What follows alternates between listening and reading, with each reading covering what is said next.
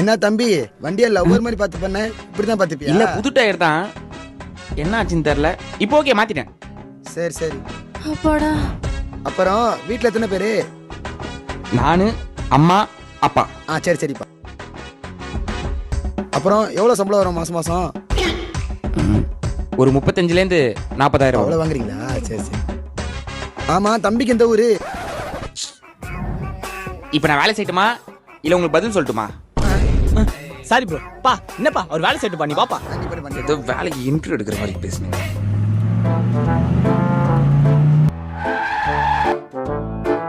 தம்பி ஏன்பா இங்க நிறுத்தின?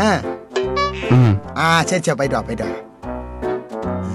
வெல்ட்ரிகா வெல்ட்ரிகா வெல்ட்ரிகா வெள்ளரிக்கா வெள்ளரிக்கா வெள்ளரிக்கா வெள்ளரிக்கா தம்பி. வாங்கண்ணே. வெள்ளரிக்காலப்பா. ரூபாண்ணே. 2 கொடுப்பா.